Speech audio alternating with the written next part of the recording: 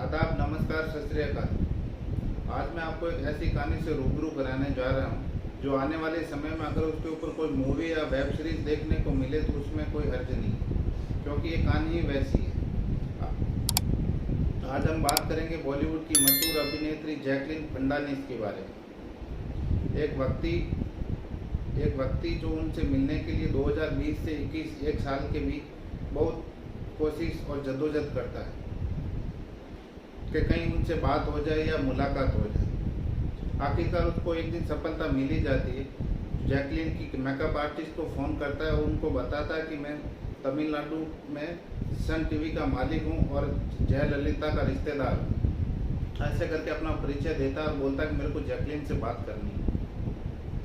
तब वे makeup artist Jacqueline से बात कराती है और वो दोनों आपस में बात करते हैं और एक समय और तारीख निश्चित करते हैं। चेन्नई के लिए होती है कि वहाँ से जैकलीन को मिलने के लिए जाना है। जब जैकलीन को उस व्यक्ति से मिलने के लिए जब चेन्नई जाना होता है तब वह व्यक्ति उसके लिए एक जेट की व्यवस्था करता है, प्राइवेट जेट की व्यवस्था करता है, जो जैकलीन को मुंबई से चेन्नई के लिए लेके जाएगा। तो जैकलीन को चेन्नई में हयात होटल में जाना था, तो वह जेट एयरवेज मुंबई से चेन्नई तक लेके जाता है और चेन्नई जब वो उतरती है तो वहाँ से एक हेलीकॉप्टर की व्यवस्था की जाती है, जो वो हेलीकॉप्टर उसको हयात होटल लेके जाता है।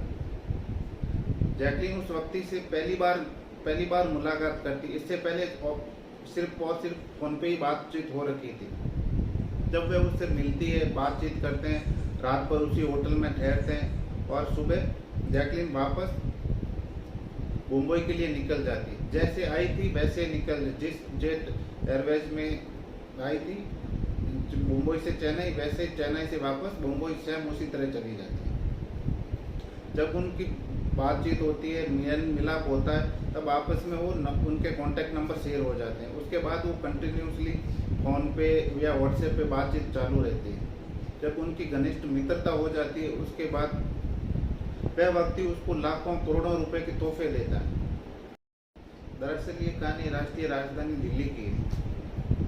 15 जून 2020 को अतिथि नाम की महिला को एक फ़ोन आता है। वो फ़ोन उठाने जाती उससे पहले अपने फ़ोन की स्क्रीन के ऊपर देखती है, ट्रू कॉलर में नाम लिखा आ रहा था कि केंद्रीय गृह मंत्रालय, भारत सरकार। जब ये देख के उसकी आंखें फटी की फटी रह जाती और मन में विचार करती कि भारत सरकार के किसी नुमाइंदे ने मेरे को फ़ोन किया। वो फ़ोन उठा के उत्तर देती है, तब तक सामने से आवाज़ आती है, क्या मेरी बात अतिथि सिंह से हो रही? तब वह महिला बताती है कि जी हाँ, आपकी बात अतिथि सिंह से ही हो रही है।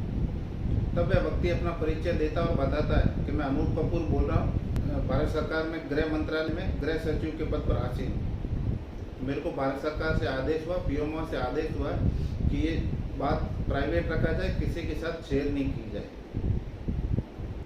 जैसा कि आपके बारे में सुना है, पढ़ा है और देखा है, आपके पति शिवन मोहन सिंह पहले भी स्वास्थ्य सेवाएं दे चुके हैं। भारत सरकार उनकी कोविड की जो अभी महामारी चल रही है उसमें उनकी सेवाएं लेना चाहती है, उनसे मदद लेना चाहती है। तो आपको पति जो है उनकी सेवाएं लेना चाहती है।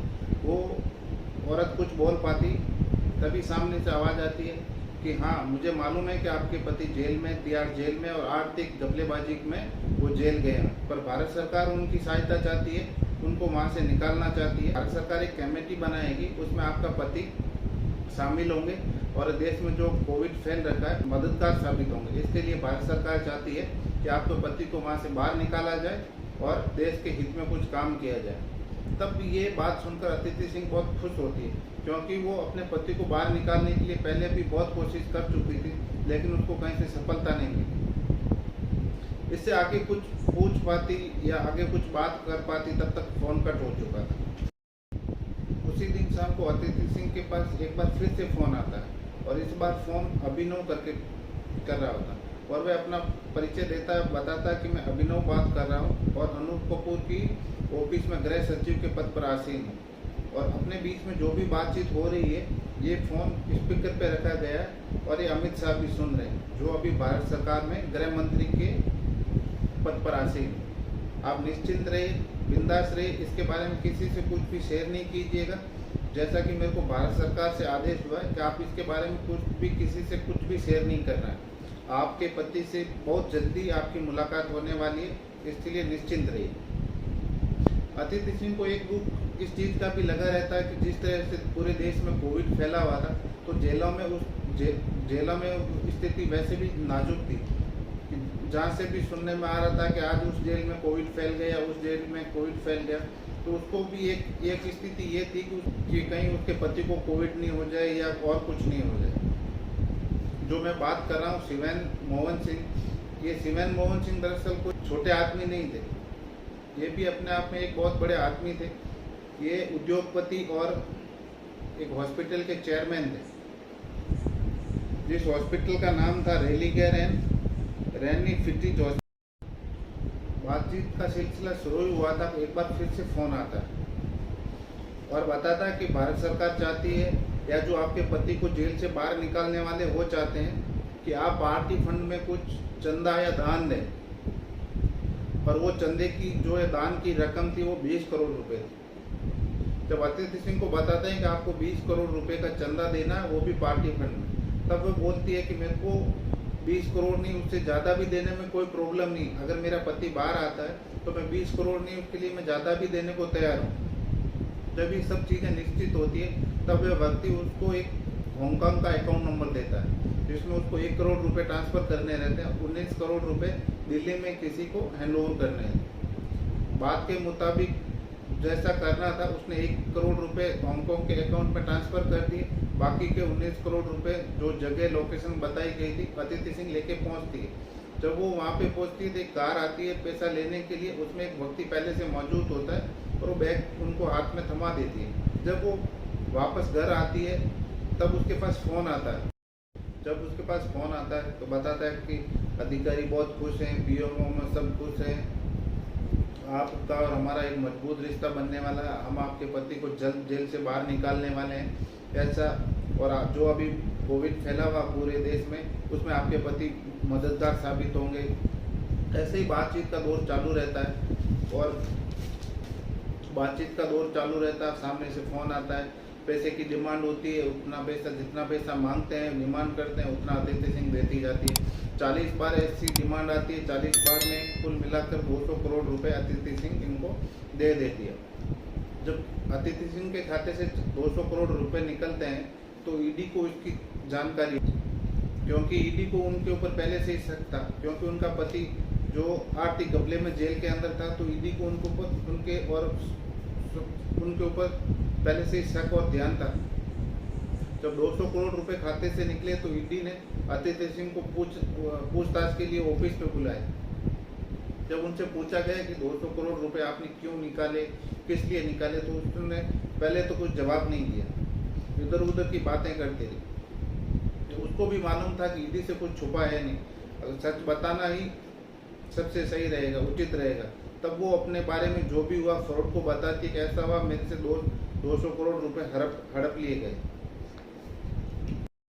अब ईडी और पुलिस जांच में जुट जाते हैं और देखते हैं कि अतिथि सिंह को जो भी फ़ोन किए गए थे लैंडलाइन नंबर से, वो एक किसी ऐप के माध्यम से किए गए थे, जो था तो एक विदेशी नंबर, और ऐप के माध्यम से उसको लैंडलाइन नंबर में कन्वर्ट कर दिया गया था। अब पुलिस और ईडी के लिए जांच का विषय बन गया था। अब पुलिस जब जांच में जुटी हुई थी, तब जब ये जांच करती है तब मालूम पड़ता है कि ये जो बात की गई है रोहिणी के क्षेत्र में जो टावर लगे गए हैं वहाँ से बात हो रही है। जब पुलिस अंदर तक जांच करती है तब मालूम पड़ता है कि जो रोहिणी जेल है वहाँ से बात की गई। जब तिहाड़ जेल का नाम आता है तो पुलिस और आश्चर्यचकित हो जाती है कि तिहाड़ जेल से कौन फ़ोन कर सकता है। और जब जांच अंदर तक गहराई तक करते हैं तो मालूम पड़ता है कि एक व्यक्ति का नाम सामने आता है जिसका नाम है सुकेश चंद्रशेखरन। जब सुकेश चंद्रशेखरन का नाम सामने आता है तब पुलिस को एक उसकी बैक स्टोरी याद आती है कि इसको तो हमने चुनाव आयोग के केस में पहले से उसको जेल जो तिहाड़ जेल में भेजा गया था। तो ये जब सुकेश चंद्र का नाम आता तो इसको पहले से ही तिहाड़ जेल में भेजा गया था, जो चुनाव आयोग के केस में उस समय ये फंस गया था। सुकेश चंद्रन कोई आम आदमी नहीं था। जब तमिलनाडु में जयललिता की सरकार थी तब वे लाल बत्ती में घूमता था और उसके चारों तरफ लाल बत्ती, पुलिस और नौकर चाकर की कोई कमी नहीं थी। जब तमिलनाडु में जयललिता की मौत हो जाती है उसके बाद उनके पार्टी पक्ष में हड़कंप मच जाता है, लड़ाई झगड़े चालू हो जाते हैं और उसको पार्टी को हथियाने की कोशिश करते हैं। जब उनकी पार्टी का 2 पत्ते का चुनाव चिन्ह उनसे छिन जाता है और चुनाव आयोग अपने कब्जे में ले लेता है कि भतीजे जिनका नाम दीनाकरण सिंह है, वो उसको पार्टी का जो चुनाव चिन्ह था उनको वापस छुड़ाने के लिए जद्दोजहद में लगे रहते हैं। तब उनकी मुलाकात शिवेन चंद्रशेखर से होती है।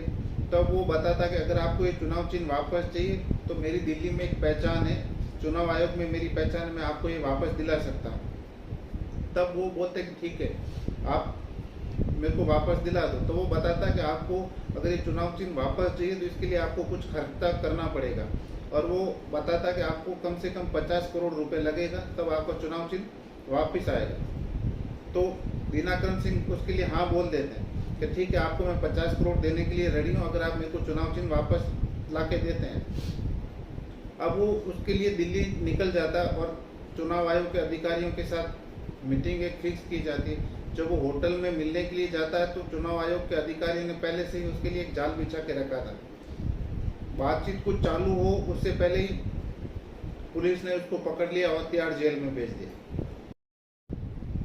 जब पुलिस इसके पास में पहुंचती, शिवेन चंद्रशेखर के पास में पहुंचती और जेल पे जब छापा मारती है तो वहाँ देखती है कि जो 40 कैदियों की क्षमता वाला बैरक, जिसमें कैमरे से चारों तरफ कैमरे से लैस होने के बावजूद भी वो शिवेन चंद्रशेखर अकेला ही उस जेल में रह रहा था। जितने भी जेल में कैमरे सब लगे थे, किसी को बोतल से बंद कर दिया, किसी को कपड़े से बंद कर दिया, और जेल में जितने भी अधिकारी थे लो लेवल से लेकर हाई लेवल तक सबको उसने खरीद के रखा था और सबको मंथली पगार देता था या गिफ्ट।